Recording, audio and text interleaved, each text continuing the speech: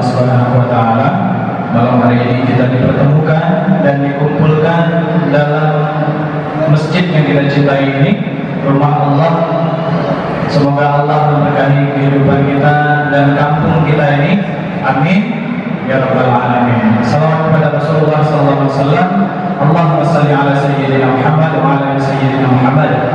Baik, Bapak Ibu jamaah yang dirahmati Allah Subhanahu wa taala, malam hari ini kami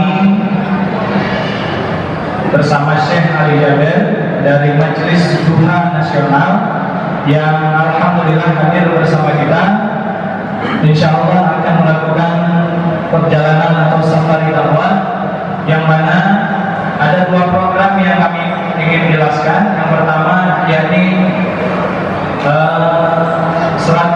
pembentukan 100 markas mahir Quran, ya. Nanti akan dijelaskan juga langsung oleh Syekh kita. Kemudian yang kedua, program 1 juta penghafal Quran, yang mana program ini tentu dalam safari dakwah kita membutuhkan support ataupun dukungan daripada jamaah sekalian, moral dan moral, materi, dan juga hal-hal yang lainnya. Pada malam hari ini bersama kami sudah ada tim surfa ataupun relawan kita yang akan mengelilingi Bapak Ibu jamaah sekalian, memberikan donasi-donasi terbaiknya untuk kita berikan kepada program 1 juta penghafal Quran bersama Syekh Ali Jabir dan Majelis Duha Nasional, dan juga 100 markas mahir Quran yang akan dibuat ataupun sudah dilakukan, dijalankan di Indonesia. Kepada teman-teman kami persilakan langsung saja karena waktu kita tidak banyak.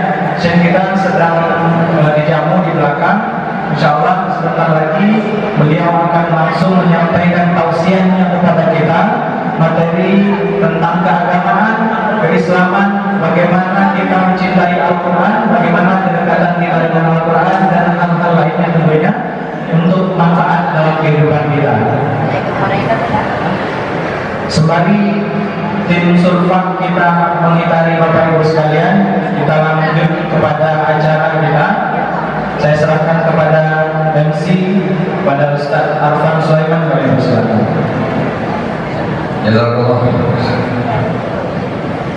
Bismillahirrahmanirrahim. Assalamualaikum warahmatullahi wabarakatuh.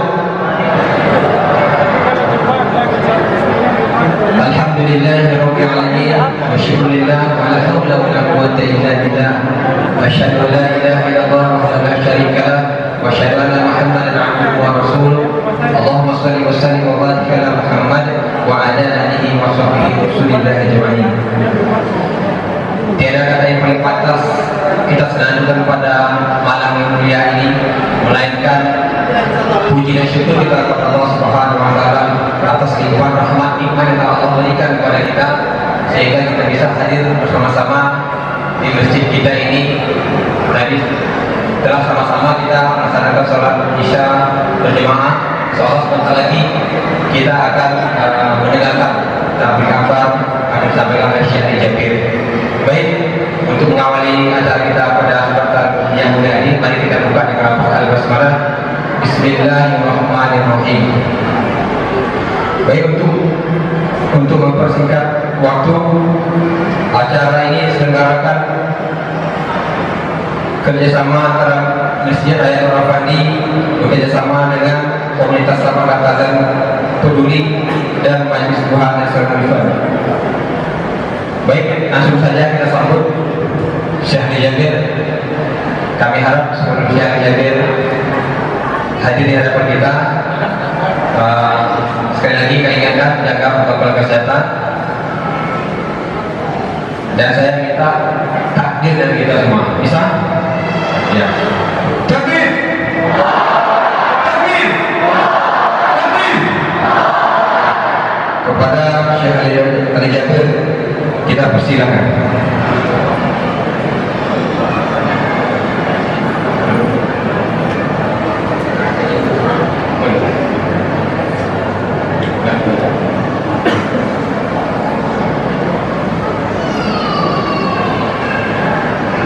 Ya, mohon maaf sebelum Syekh Ali Jabir masih siap-siap.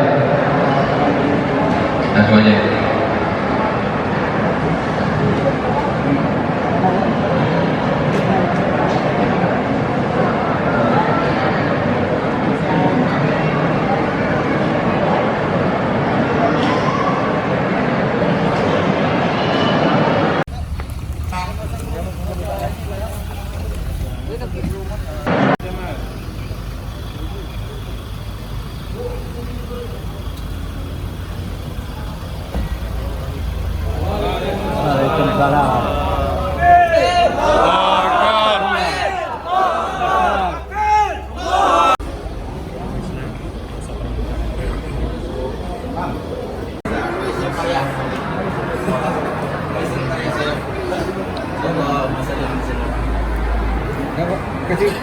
Assalamualaikum Syekh.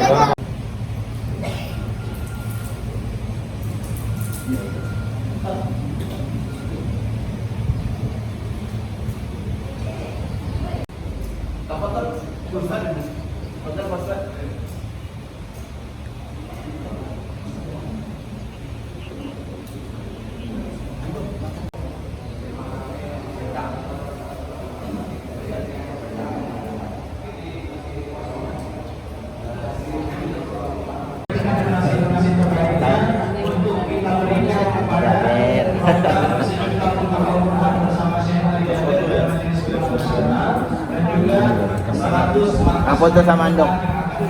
Apa spice ini? Kita sedang dijamu di belakang. Insya Allah sebentar lagi beliau.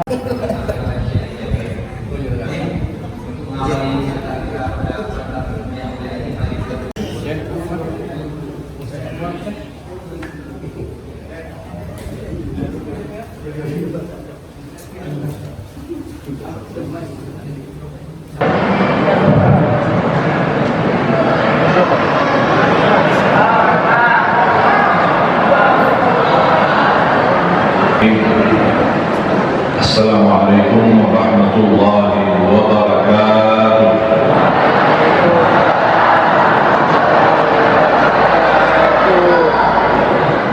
Alhamdulillahirabbil alamin. Asyhadu an la ilaha illallah wahdahu la syarika lahu waliyyus shalihin. Wa asyhadu anna sayyidana wa nabiyyana Muhammadan abduhu wa rasuluhu shadiqul amin.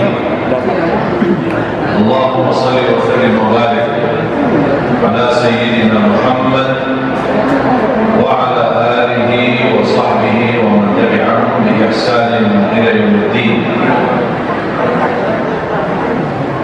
Subhanaka la ilma lana illa ma 'allamtana innaka antal alimul hakim. Alhamdulillah, syukurillah atas kesempatan dan kemuliaan anugerah nikmat diberikan kita berkesempatan sehat walafiat dan bertemu dalam acara yang berkah ini, silaturahim, dan sama-sama insyaallah kita belajar ilmu yang bermanfaat yang mendapatkan ridha Allah Subhanahu wa taala. Terima kasih kepada takmir masjid, kepada kepala desa, kepala camat, dan semua. Dan mohon maaf saya tidak sebut satu persatu. Sudah dijamu. Saya tidak biasa makan malam. Cuma katanya sudah disediakan, sudahlah kita cicipi walaupun sedikit untuk menenangkan hati. Karena niat saya hanya ingin membahagiakan hati orang lain dengan apa yang saya bisa. Alhamdulillah, syukurillah, kami masih terus melanjutkan safari dakwah kami. Target safari 1000 titik. Dan alhamdulillah program safari dakwah sudah berjalan dari tahun kemarin, dan kami terus memperjuangkan tujuan daripada safari dakwah ini. Perjalanan kami dari daerah ke daerah, kabupaten dari kabupaten ke kabupaten, dan seterusnya dari desa ke desa, untuk menyampaikan kepada masyarakat keutamaan Al-Quran, keberkahan Al-Quran, kemuliaan Al-Quran. Dan insyaAllah kita bersama-sama membangun cita-cita yang kami sudah membangun sebuah program, membangun dan melahirkan 1 juta penghafal Al-Quran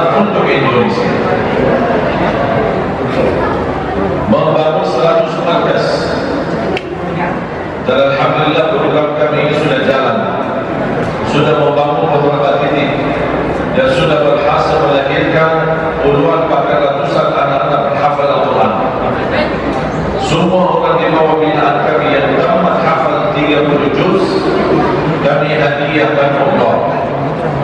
Tujuannya sebenarnya bukan umrah, tapi tujuannya habis umrah setor hafalan di hadapan para imam besar Masjidil Haram dan Masjid Nabawi. Karena saya ingin masyarakat Indonesia yang sudah hafal Al-Quran jangan hanya diakui di negeri kita Indonesia, tapi juga diakui di tanah suci bersama imam besar Masjidil Haram dan Masjid Nabawi. Dan ketika mereka selesai juga setor hafalan, kembali ke tanah air membawa ijazah dan sanad, sebuah sertifikat yang ditandatangani oleh para imam dan ulama besar di sana. Dan ini sanad menjadi milik kita umat Islam. Tidak ada agama yang memperhatikan ilmu sanad, hanya agama Islam. Sanad di bidang Al-Quran, sanad dalam membaca Al-Quran dengan benar, sanad ilmu hadis, sanad ilmu fikih, tasbih pun ada sanadnya, sampai urutan-urutannya sampai Al-Imam Al-Hasan Al-Basri rahimahullah. Mud Nabi Muhammad SAW atau Mud Madinah yang sudah dibentuk oleh ulama Ahlussunnah wal Jamaah. Sekian tahun mereka mempelajari sampai terbentuk Mud yang selalu saya bawa. Ini Mud, ini namanya Mud. Bisa menjadi takaran untuk zakat fitrah, bisa dipakai buat wudu, bisa dipakai buat minum, bisa dipakai buat mandi. Dan itu yang dilakukan oleh Rasulullah SAW dan sahabatnya. Ini diukur panjang pendeknya, lebar di bawah, pendek di atas. Ini tidak sembarangan disesuaikan oleh ulama. Sudah sekian tahun mereka belajari bagaimana Mud Nabi Muhammad atau Mud Madinah. Alhamdulillah terbentuk seperti ini. Dan ada satu video, bisa Bapak Ibu melihatnya di channel kami di YouTube, channel Syekh Jabir. Ada sebuah satu video Ustaz Abdul Samad, beliau sahabat baik saya, dan beliau menerangkan dan menjelaskan hukum fikih, bagaimana cara di pandangan fikih menggunakan Mud. Dan saya juga ada video di situ cara wudu Nabi Muhammad menggunakan Mud. Dan alhamdulillah kami bawa sekalian juga kita membagikan kepada jamaah untuk sama-sama wakaf dan mendapatkan sertifikat. Nanti ada sertifikatnya. Jadi kalau sudah dapat sertifikat dan Mud ini, nanti nama kita berurutan. Bapak Ibu dapat ijazah dari saya dapat dari guru, guru dari gurunya, guru dari gurunya, dan seterusnya sampai kepada sahabat Rasulullah SAW Zaid ibn Thabit radhiyallahu anhu. Ada syarat sama syaratnya?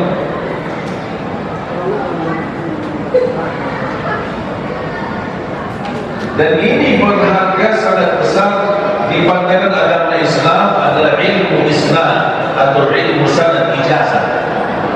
Ijazah itu bisa melalui ucapan, ada ijazah tertulis sebagai sertifikat.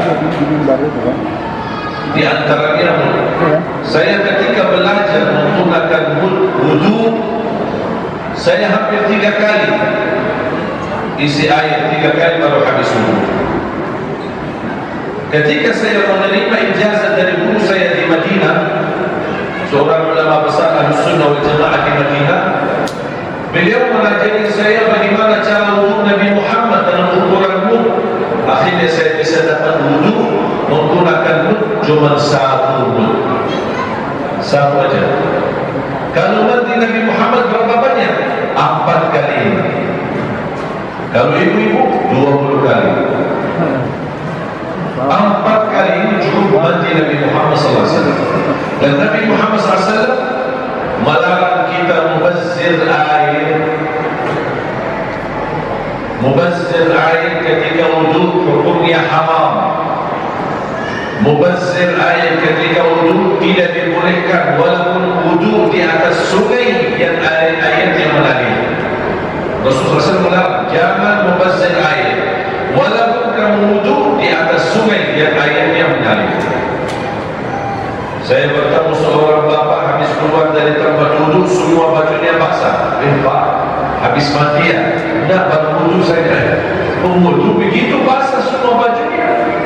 Mubazzir. Makanya kita mengikuti, menghidupkan sunnah Nabi Muhammad, meniru Nabi Muhammad, dan juga sekaligus menghemati air dan mendapatkan berkat doa Nabi Muhammad SAW. Hadisnya sudah kami tuliskan dalam ijazah. Ini ada ijazahnya. Nanti setiap jamaah dapat, nanti tertulis nama Fulan bin Fulan, ibu-ibu Fulana binti Fulan, bersambung sampai sahabat Rasulullah SAW. Dan ini ada hadisnya yang diriwayatkan Imam Bukhari, Allahumma barik lana fi sa'ina wa fi muddina. Ya Allah berkahi sa' kami, Ya Allah berkahi mud kami. Alhamdulillah saya di rumah selalu menggunakan, mandikan anak-anak saya pakai mud. Keluar dari rumah, kalau istri saya masak, ambil beras pakai mud, ambil sayuran pakai mud, ambil tomat pakai mud. Selalu menggunakan mud. Kenapa? Ingin di rumah saya meraih keberkahan doa Nabi Muhammad sallallahu alaihi wasallam. Itulah manfaat perhatian Islam soal ijazah dan sanad. Satu-satunya agama, tidak ada di agama yang lain katakan ijazah. Berarti ilmu yang kita terima ada asal usulnya, bukan ilmu sembarangan, bukan ilmu yang diambil di jalan atau di pinggir jalan, tapi ada guru yang memberi ijazah. Ijazah, ketika guru memberi ijazah, dia pun tidak sembarangan, dia juga dapat dari gurunya, dan seterusnya sampai para tabi'in, sahabat Rasul dan Rasulullah sallallahu alaihi wasallam. Di antara ijazah dan sanad, bacaan Al-Quran.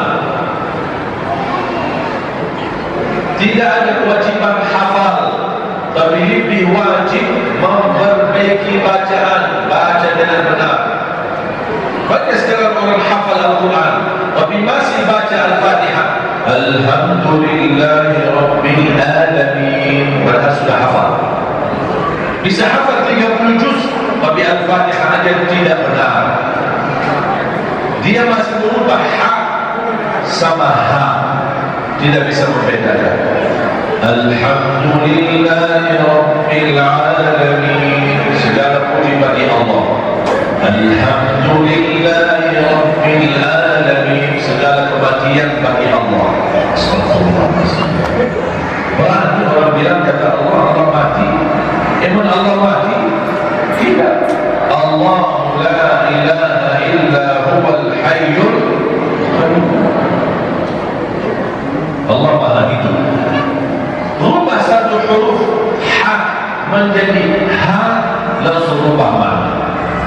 Makanya wajib kita belajar Al-Quran dan ada ilmunya dan ada pun sertifikatnya, tidak sembarangan. Cara membaca, cara panjangnya, cara pendeknya, di mana berhenti, di mana lanjut, semua ada ilmunya. Makanya kami bangun belajar Al-Quran dan metode Madinah. Kenapa saya kasih nama metode Madinah? Karena saya lahir besar di kota Madinah. Baru saja hampir 12 tahun di Indonesia. Indonesia, mohon maaf Bapak Ibu, bukan pilihan saya, tapi Allah yang menghadirkan. Kenapa? Tahun 2008 saya mendapatkan undangan salat tarawih jadi imam salat tarawih di Jakarta. Saya datang. Dan alhamdulillah begitu selesai tugas saya pulang. Nampaknya mereka berkesan dan senang, minta lagi. Datang lagi 2009. Belum bisa bahasa Indonesia, cuma bagus. Apa kabar? Bagus. Sudah tidur? Bagus. Sudah makan? Bagus. Itu aja saya tahu, bagus. Semua saya jawab bagus. Orang ngomong apa saya tidak paham, tapi saya jawab bagus. 2009 mulai belajar. Ada teman saya kasih tahu, apa kabar? Bagus. Mana aku cinta kepadamu. Jadi saya setiap ketemu orang itu aja saya ucapkan Assalamualaikum warahmatullahi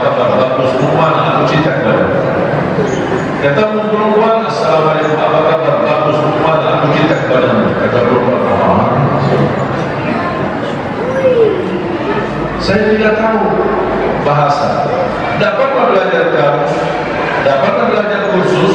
Saya tidak pernah sekolah bahasa Indonesia, tapi selalu saya doa, ya Allah mohon berikan kepada saya bahasa yang bisa difahami. Faham tak? Berarti Allah sudah kabul. Itu nikmat. Coba bayangkan kalau saya sampai titik ini belum bisa bahasa Indonesia. Saya pakai bahasa Arab, ada di samping saya translate bahasa. Saya bertanya dengan semangat bahasa Arab. Penerjemahnya bahasanya buat kita tidur. Dia tidak punya perasaan semangat karena dia tidak paham apa yang saya sampaikan. Terjemahannya pun membuat kita tidak. Sampai orang dengan bahasa Arab. Kita pakai bahasa Arab, terjemahannya pun yang membawa bahasa pun nangis. Tapi kok kita tidak bisa nangis karena tidak paham. Alhamdulillah anugerah Allah SWT memberikan kepada saya kemampuan bahasa, bisa saya sampaikan, tidak perlu ditranslate. Bahkan saya sekarang kadang-kadang kalau ada imam besar datang, saya menjadi tukang terjemah. Saya translate bahasa, mereka dakwah bahasa Arab, saya translate. Karena ketika saya di Masjid Agung Sunda Kelapa, kata Pak JK, subhanallah, dan waktu itu dan 2009 beliau masih wakil presiden, dan sering dia hadir di salat tarawih di Masjid Agung Sunda Kelapa, Menteng, Jakarta Pusat. Kata beliau, subhanallah, ketika saya ingat 2008-2009 saya belum bisa bahasa Indonesia, 2010 dan 2011 bisa terjemahkan ceramah Syekh Sudais di depan jamaah. Subhanallah, alhamdulillah. 2011 saya mendapatkan anugerah hadiah besar, penghargaan dari Bapak Presiden, Bapak SBY waktu itu 2011. Apa yang saya dapat? Mendapatkan warga negara Indonesia. Berarti sekarang saya bagian dari rakyat Indonesia. Dia maju ya beda, tapi dapat sama-sama rakyat Indonesia. Alhamdulillah, saya merasa bangga dan bahagia. Dan saya menjadikan penghargaan menjadi warga negara Indonesia menjadi berat dan beban tanggung jawab. Kenapa? Karena saya harus satu, wajib menjaga nama baik negeri kita Indonesia tercinta. Dua, harus saya terus memperjuangkan untuk memuliakan rakyat Indonesia. Tiga, menjaga nikmat aman dan damai negeri Indonesia supaya bisa masyarakat merasakan nikmatan. Yang keempat, saya memperjuangkan Al-Quran dibumikan di Indonesia agar Allah rubah nasib negeri kita Indonesia menjadi lebih baik karena barakahnya Al-Quran. Tidak ada jalan lain. Tidak ada jalan lain. Ganti presiden berapa kali parlemen, berapa kali MPR, pergantian, berapa kali pemilu, berubah tidak keadaannya? Belum berubah. Yang menjadikan perubahan Al-Quran. Kembali kepada Al-Quran, Allah anugerahkan insyaAllah keberkahan yang luar biasa. Dan belakangan ini saya sudah alhamdulillah sampai 2019 sudah berhasil jadi seluruh kabupaten dan seluruh provinsi. Kata orang Indonesia, kita orang Indonesia belum sampai di seluruh daerah. Dan alhamdulillah saya sudah bertemu dengan pimpinan daerah, wali kota, bupati, dan ada juga gubernur, dan kebanyakan mereka menghafal Al-Quran 30 juz. Ini berarti alhamdulillah ada kebaikan di negeri kita, subur negeri kita di Indonesia. Keberkahannya sangat luar biasa.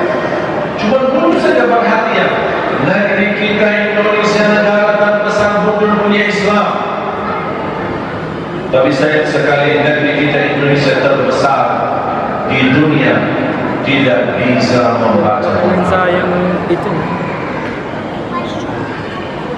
54% tidak bisa ngaji.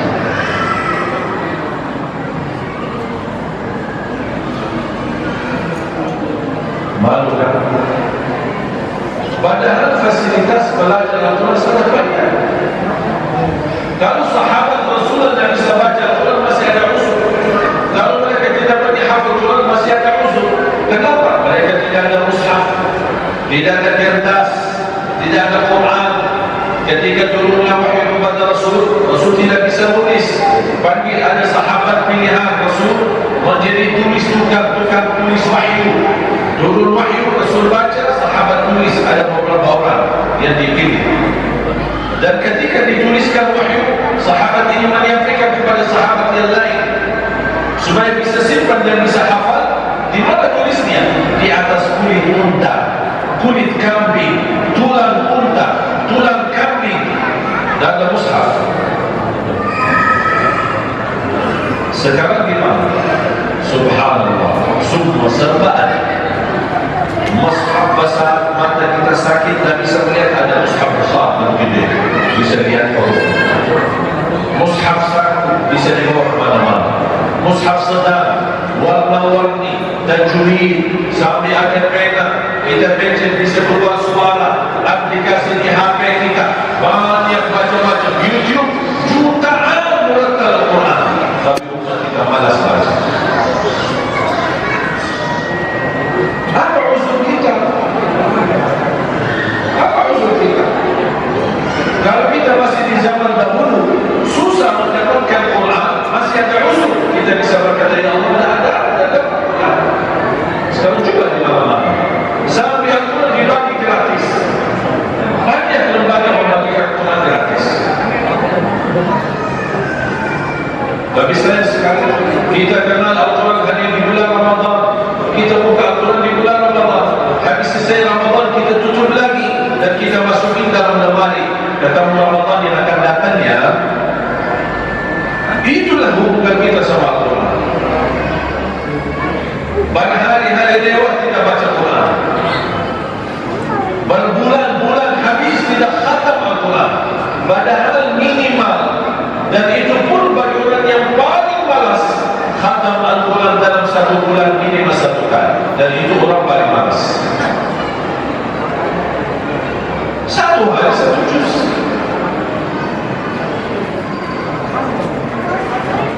Coba ikuti saya.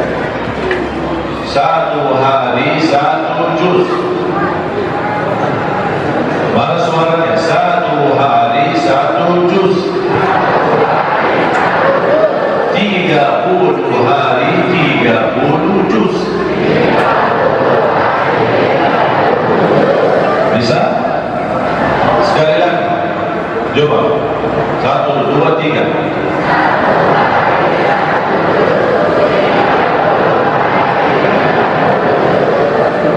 Sekali lagi.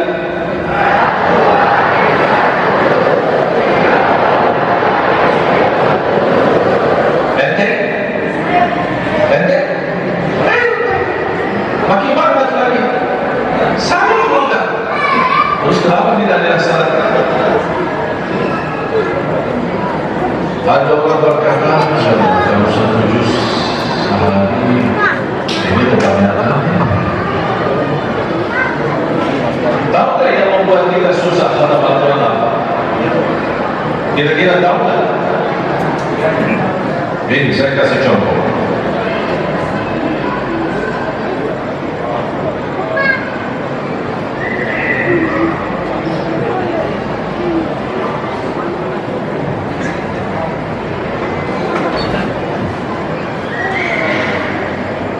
Habis dalam ceramah, posisi iman naik, semangat, langsung baca Quran.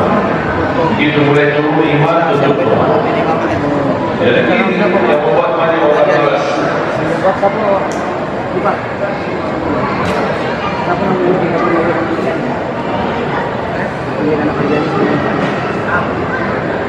Alhamdulillah, Bismillahirrahmanirrahim. Alhamdulillahirrahmanirrahim. Ar-Rahmanir-Rahim. Iyyaka na'budu wa iyyaka nasta'in. Ihdinas siratal mustaqim. Siratal ladzina an'amta 'alaihim. Bismillahirrahmanirrahim. Dzalika kitabun hudan lil muttaqin alladzina yu'minuna bil ghaibi wa yuqimuna as-salata. Sana simpang. Iya melati. Kapan habis? Tidak, di pas pesta itu hilang. Enggak masuk kontestasi mati. Baru aja mulai udah susah banget. Malas jadi. Dan itulah cara syaitan menggoda kita. Ketika mulai baca, syaitan pasti menggoda. Buka-buka halaman berikutnya. Kontestasi mati itu Saya baca ini halaman. Gak ada apa-apa. Jangan bukan apa-apa. Asal ingin saya tahu ayat Al-Baqarah berapa ayat. Begitu aja. Pas begitu kita buka, langsung dikasih syaitan. Banyak kan? Berapa lama? Bisa 2 jam, bisa 3 jam. Kan kamu ada janji, kamu ada urusan, kamu ada pertemuan. Banyak bisikan syaitan membuat kita sudah terasa beban. Ujung-ujungnya tapi yang dibuang aja lama deh. ya, ternyata ada waktu. Ya, banyak urusan. Terima kasih syaitannya. Kalau terima kasih lagi sama syaitan.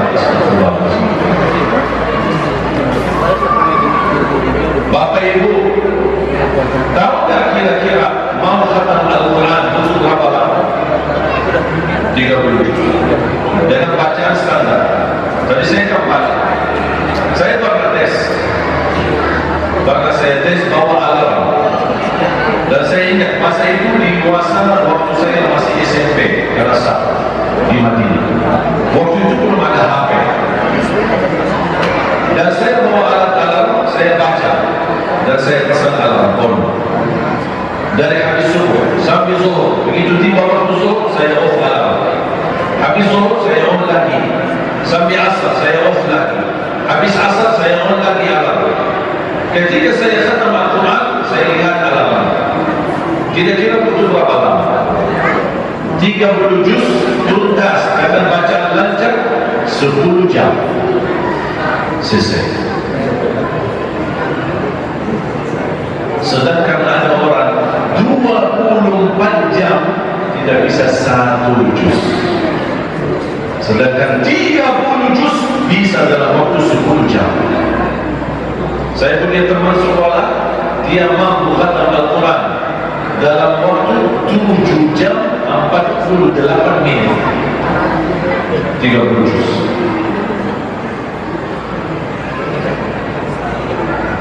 Kaila, Bu,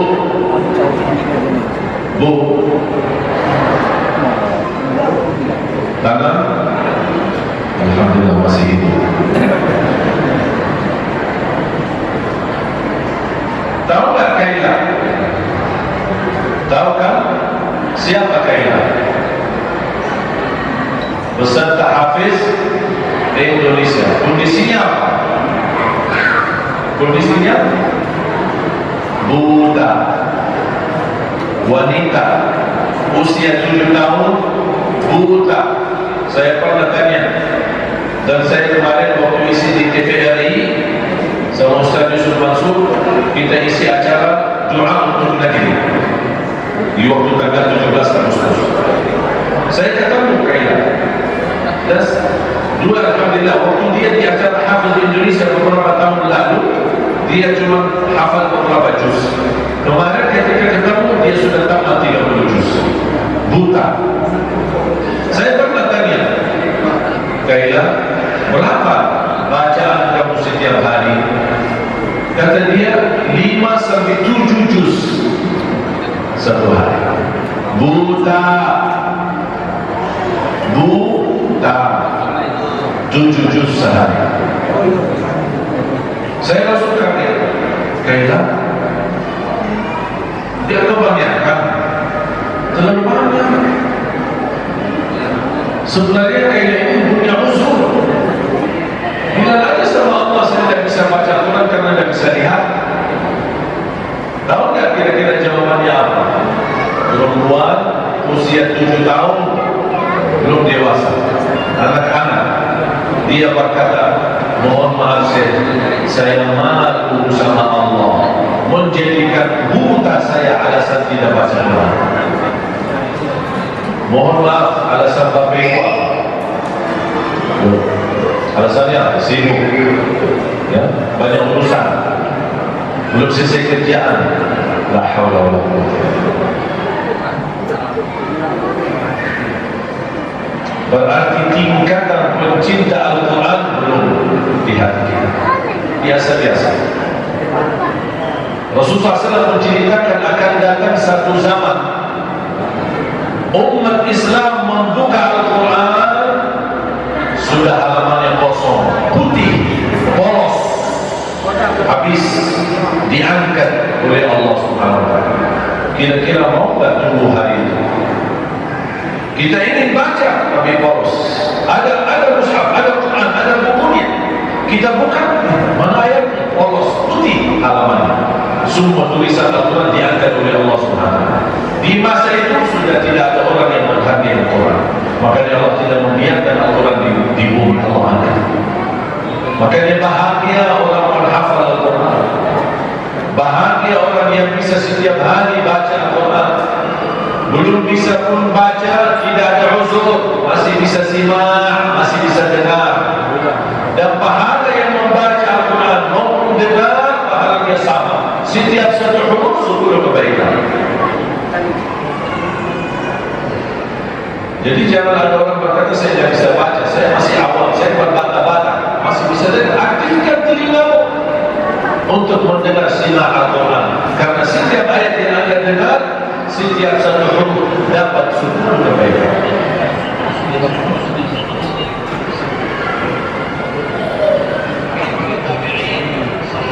Kira-kira bisa? Satu hari satu juz, 30 hari 30 juz. Siap? Siap? Jangan hanya insyaAllah ya. Karena saya tidak akan jawab insyaAllah, jangan. Karena insyaAllah banyak artinya dalam bahasa Arab. Ada arti baik, ada arti yang tidak baik. Ada orang bilang insyaAllah, terus kapan? InsyaAllah. Terus insyaAllah, hari insyaAllah. Itu aja insyaAllah, tapi tidak melaksanakan. Berarti itu namanya insyaAllah ta'liqan, hanya digantung. Tapi kata insyaAllah tahqiqan yang pasti, insyaAllah saya amalkan. Fa'idha azamda fatawakkal. Siap, insyaAllah. Azam baru tawakkal.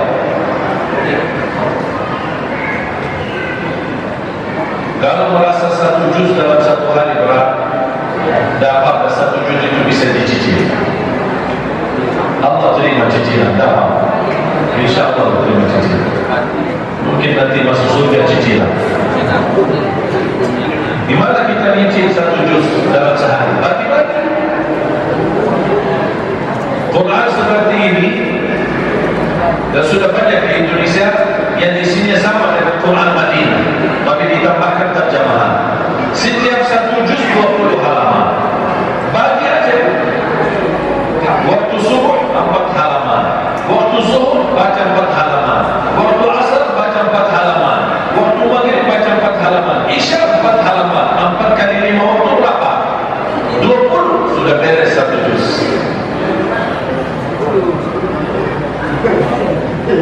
Kira-kira Anda dapat cicilan? Allah terima cicilan, jangan khawatir. Allah terima cicilan, sedikit-sedikit tapi istiqomah.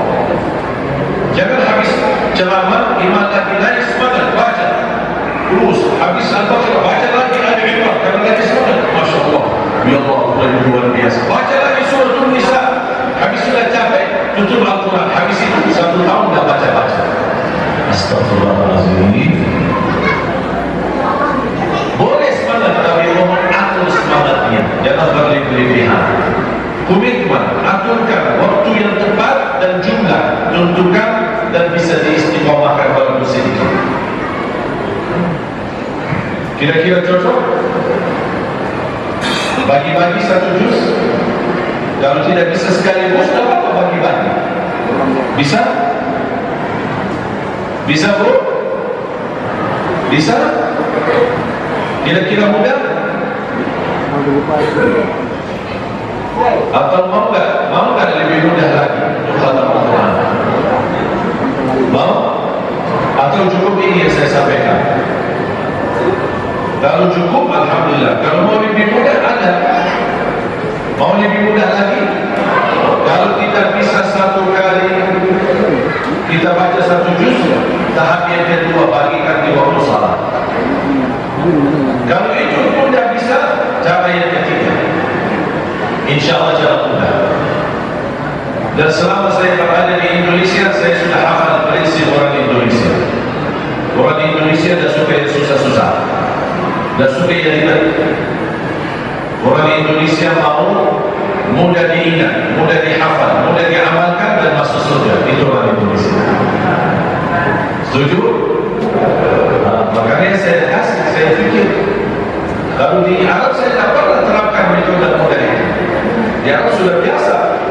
Makanya di Indonesia saya fikir muncullah ide-ide mudah. Sampai masih ada dari jemaah, puluhan dari jemaah, satu juz satu hari kayaknya berat. Ada nggak metode lebih mudah? Ada. Buat kamu ada. Di Indonesia khawatir jangan khawatir. Insya Allah selamat dan mudah. Saya kasih. Habis saya kasih. Masih ada lagi puluhan jemaah. Pagi-pagi setiap salat 4 halaman masih berlaku. Ada nggak lebih mudah? Ada. Gimana caranya? Biar kita bisa khatam setiap bulan. Sebelum salat 2 halaman, sesudah salat 2 halaman. Cocok? 2 halaman, tambah 2 halaman artinya apa? Satu lembar, satu kertas, satu kertas, cuma satu. Masa tak bisa?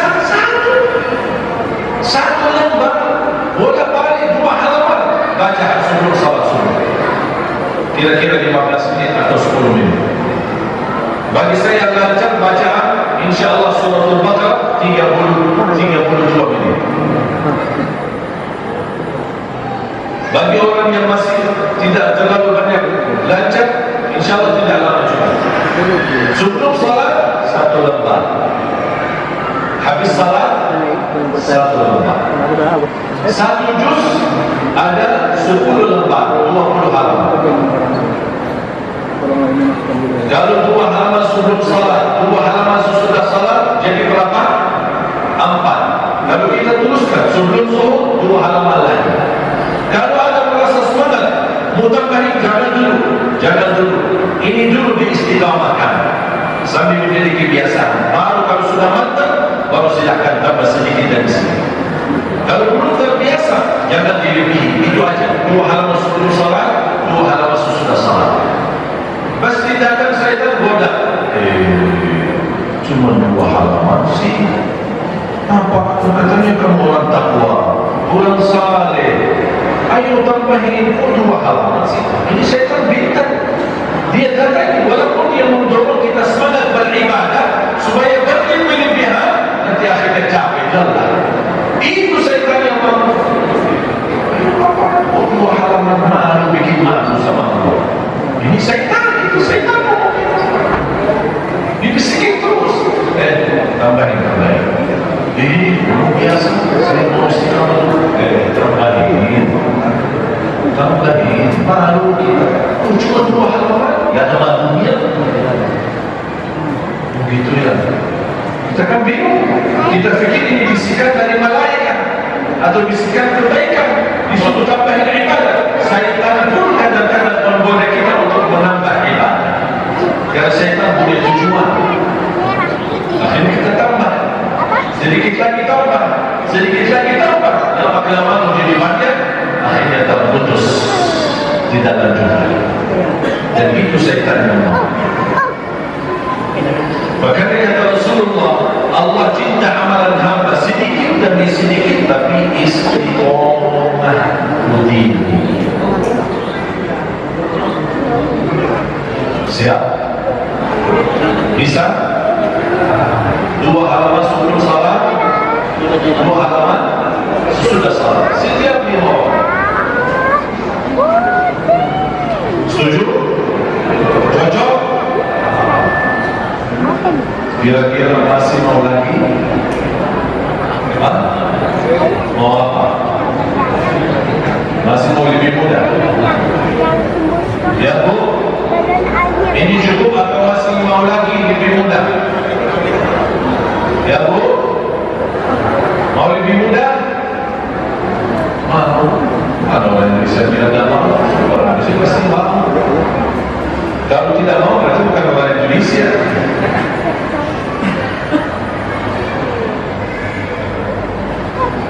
Bapak Ibu mohon maaf, cara yang tadi saya sampaikan, 2 halaman sebelum salat, 2 halaman sesudah salat, dan diteruskan 5 waktu, itu cara termudah untuk orang yang paling malas. Kalau itu pun tidak bisa, mohon maaf saya angkat tangan, inna lillahi wa inna ilaihi raji'un. Saya doakan karena lagi sakit. Saya doakan karena lagi sakit. Sakit apa? Hatinya belum bisa bersama Allah. Jangan jadi orang munafik, karena orang munafik tidak suka sama Allah. Kalau dia baca pun sedikit. Orang munafik salat. Apakah Bapak Ibu Anda fikir orang munafik tidak salat? Orang munafik salat. Orang munafik berzikir, tapi beda sama orang mukmin. Innal munafiqina yukhadi'una Allah wa huwa khadi'uhum wa idza qamu ila as-salati qamu kusala yura'una an-nasa wa la yadhkuruna Allah illa qalila. Orang munafik kata Allah, dia salat, tapi salatnya malas dan ria untuk orang lain, bukan karena Allah. Dan mereka berzikir, tapi zikirnya sedikit, beda sama orang mukmin. Qad aflahal mu'minuna alladzina hum fi salatihim khashi'un. Orang mukmin, ya ayyuhalladzina amanu dzkurullaha dzikran katsira. Orang mukmin zikirnya banyak, orang munafik zikirnya sedikit. Orang mukmin salatnya khusyuk, orang munafik salatnya malas dan riya. Berarti orang munafik salat, orang munafik baca Quran, orang munafik berzikir, tapi sedikit dan malas.